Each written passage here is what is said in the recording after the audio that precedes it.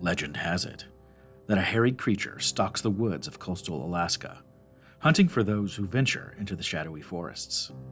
It's even claimed to have been responsible for a number of gruesome murders and disappearances in the area. Join me as we explore the monster of Portlock, Alaska. Once a bustling hub of civilization in the wilderness, all that's left of Portlock are crumbling buildings, abandoned mines, and rusted relics of cannery machinery. A shadow of its former self, this ghost town still hides secrets beneath its desolate exterior. A chilling legend still lives on, and whispers of its former residents live on today. In the mid-20th century, Portlock was a bustling shipping and canning port tucked away on the southern fringes of the Kenai Peninsula, cradled by the waters of Port Chatham Bay. But with the construction of Route 1 in Alaska, other newer towns began to slowly cannibalize Portlock's inhabitants away from the tiny seaport. One by one, the residents slowly moved away, leaving the town to eventually be abandoned. At least, that's the official story. There has been a dark rumor that the residents didn't leave the town of their own free will, but were driven out by a creature. A creature that stalked and terrorized Portlock's residents.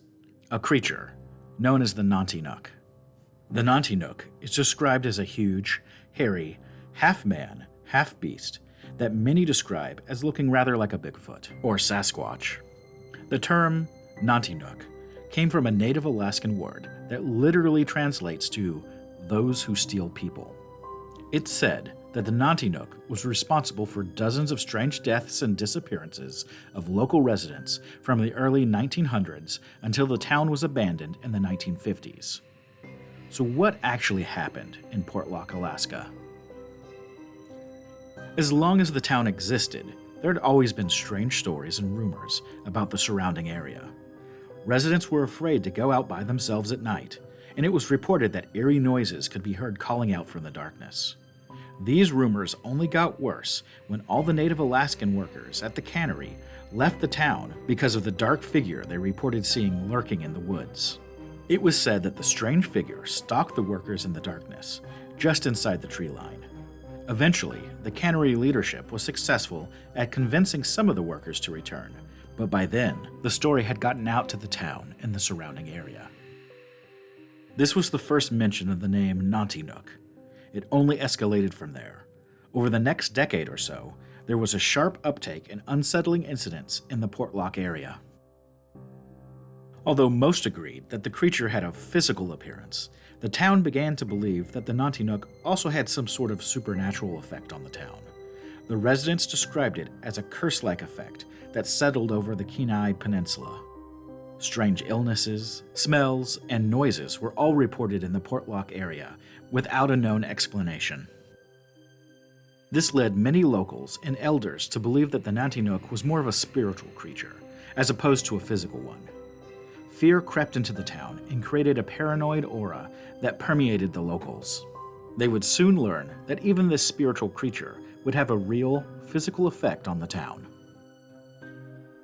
In the 1920s, the Anchorage Press started reporting rumors of a creature hanging around a nearby mine, as well as sightings of trees which had been ripped out of the ground by their roots. This caused an uproar with the local townsfolk, with workers refusing to return to the mines. From there, things only got worse. In 1931, a logger named Andrew Camlock died a mysterious death. Camlock was purportedly struck over the head with a huge piece of logging equipment, something far too heavy for a human to pick up. And though there was blood on a nearby crane, Camlock was found 10 feet away from it. Andrew's body was said to be pulverized, and after an investigation, local law enforcement could not find an explanation of how the accident occurred. Rumors spread that perhaps this wasn't an accident after all. Perhaps this was an attack. In response, the town sent hunters out into the surrounding woods to find the creature that did this and to kill it once and for all. Unfortunately, all efforts were unsuccessful. One of these groups of hunters had a terrifying encounter. After days of searching, they came across 18-inch footprints while tracking a moose. They reported that they found signs of a struggle where the grass had been matted down. Then, only the deep tracks of a man-like animal departing towards the high, fog-shrouded mountains. They came to the conclusion that something huge had killed the moose and then dragged it off. They found no blood or remains of the moose, just giant drag marks retreating into the forest. The men began to fight amongst themselves and refused to track the prints farther up the mountain. Some locals blamed it on a large bear, but the hunters insisted that the tracks belonged to the Nanti-Nook itself. And it wasn't only a moose that seemed to inexplicably disappear. Alaska Magazine reported that a school teacher who taught in the area in the 1940s recalled that a number of cannery workers vanished while hunting sheep and bear in the local forest. After one of these disappearances, the town sent out a search party to search for the hunter. The members of the search party reported that when they were out looking for the missing person, they felt a presence out in the shadowy woods, watching them. They heard strange sounds and callings from out in the woods. They said it was as if a large creature was trampling through the underbrush just outside of their sight. After hours of this, they stumbled across a local lagoon. What they found was horrifying. Floating just on the water's surface was the mutilated and dismembered body of the local hunter. Over the decades, the residents of Portlock would report a number of stories just like this one. Eventually, the town hit a breaking point. One by one, locals began to flee the town for safer pastures. They left their houses. They left their belongings. They left their lives. The town eventually began to deteriorate, frozen in time out there in the Alaskan wilderness. Now it sits as a monument to life in the early 20th century, a warning to those who think they can conquer nature. The big question still remains. Are these stories about the Nanti-Nook true? Stories like these are everywhere online in articles and websites about Portlock, Alaska, but local authorities often dispute their accuracy.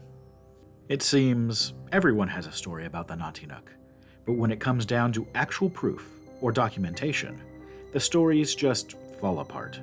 It always seems to be a friend of a friend or a cousin's cousin's cousin who experienced seeing a shadow in the woods. It's never a first-hand account. Portlock is a creepy place. That much is true. And the people of the town did leave over a relatively short time period. But was it a monster that caused this? Was it actually a curse that killed this town? Or was it just caused by modern industrialization and the creation of new freeways like we've seen in other parts of the United States? One thing's for sure. People still believe that the Nanti-Nook exists. The stories still persist, like the old rusted skeleton of the town of Portlock itself. The people in the area still warn you not to go out on foggy days, to stay away from the forests at night. Now, the stories say that the Nanti-Nook is not necessarily dangerous.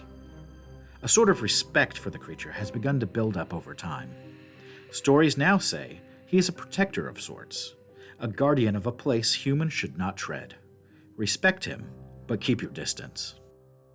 This is where I leave it to you. Is the Nanti-Nook a real flesh and blood creature stalking the woods of Portlock, Alaska? A spirit of nature protecting a forest not meant for men? Or is it just a story told around a campfire and nothing more? Let me know your thoughts in the comments below. I think there's room in between all these options. A shadowy place between reality and imagination. A place where the Nanti-Nook exists and doesn't exist at the same time. If you have a creepy paranormal story you want to share or be featured in a video, you can email me at broadcaster7@thenightsIgnal.com. As always, this has been Broadcaster 7. Are you receiving the night signal?